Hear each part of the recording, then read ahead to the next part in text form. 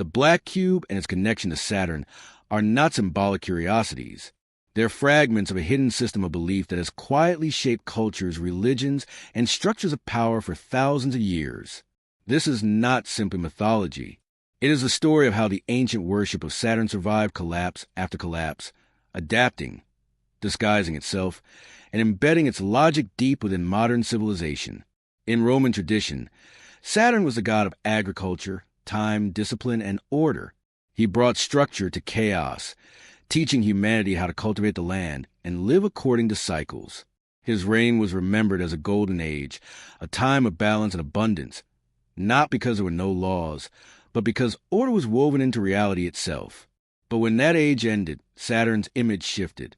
Among the Greeks, he became Kronos, a darker figure, feared rather than celebrated. Kronos devoured his own children to prevent them from overthrowing him. This act was not madness. It was calculation, power preserved through sacrifice, time itself consuming what it creates. Every second born is a second destroyed. Saturn does not punish out of cruelty. He preserves continuity through restriction, through loss, through sacrifice. This same logic appears in other ancient traditions. In Moloch, the Semitic god associated with fire and child sacrifice, entire generations were offered in exchange for stability and order. Different names, same principle. The future must be sacrificed to preserve the present. The pattern never vanished. It evolved. Over time, Saturn ceased to be just a god and became a principle. The cost of structure is sacrifice. These archetypes do not die. They descend into the collective psyche, shaping how societies organize, obey, and fear. Saturn's hunger was never for flesh, but for continuity. And continuity always demands a price. In esoteric traditions, Saturn governs boundaries, karma, discipline, and delay. He rules lead, the heaviest of metals, and everything slow, dense, and inevitable. Saturn does not offer rewards quickly. He forces endurance. He returns the lessons we try to escape. He teaches through repetition and limitation, not to punish, but to refine. In alchemy, Saturn governs an aigreto, the blackening phase, where identity dissolves and decay begins. This is not destruction for its own sake, but the necessary death before transformation. There is no gold without rot, no rebirth without collapse. In the Kabbalistic tradition, Saturn corresponds to Bina, the sphere of structure and understanding. Bina gives form to raw energy, but by doing so, it limits it. Without structure, nothing can manifest. But structure always casts a shadow. When form becomes rigid, it becomes a prison. In its shadow aspect, structure conceals truth behind false order. In Gnostic and Hermetic systems, Saturn marks the threshold of incarnation, the gate through which spirit descends into matter, and the final barrier the soul must cross to return. He governs limitation itself. He is the boundary between the eternal and the temporal. Until his lessons are integrated, no passage is granted. This brings us to Saturn's most potent symbol, the black cube. The cube represents matter in its densest state, fixed, heavy, defined. Unlike spheres or spirals, the cube does not flow. It confines.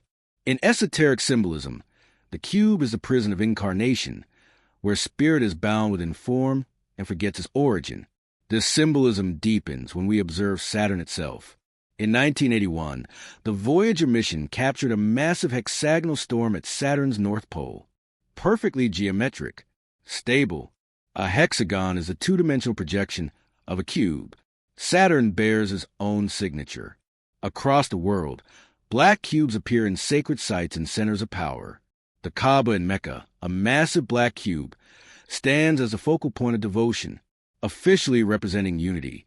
Symbolically, it reflects containment of the divine within form.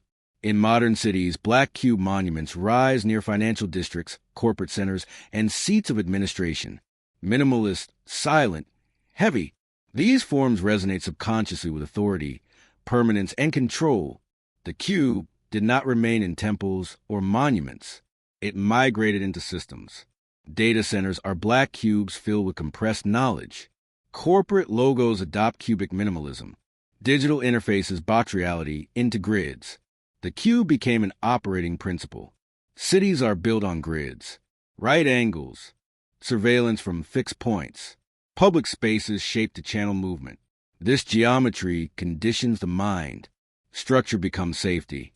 Rigidity becomes normal. Freedom begins to look dangerous. The cube is no longer an altar. It is infrastructure. Every login, every password, every algorithmic suggestion becomes a silent ritual. Control no longer needs belief. It requires participation. It imprisons, but it also preserves. It traps light, but prevents chaos. In esoteric traditions, the cube is a stage, not the end. It must be understood and transcended. Saturn's rule no longer operates through temples or prayer. It operates through schedules, contracts, deadlines, and metrics. Time becomes sacred. Productivity becomes virtue. Sacrifice becomes routine. We offer our attention, our youth, our sleep, our dreams. Not once, but daily. Pain becomes internal. Anxiety replaces blood. Discipline becomes identity. Saturn no longer punishes. He trains us to punish ourselves. The system does not need chains. It builds architecture. It does not silence rebellion. It makes rebellion unnecessary. Behind this structure exists what can only be called a hidden cult, not one that worships Saturn openly, but one that channels his logic. Hierarchy, silence, karma, continuity. This logic appears in occult orders, political systems, and corporate hierarchies alike. Saturn is not invoked as a god. He is enacted as a system, a structure that rewards obedience and punishes deviation across time, not through violence, but through exclusion.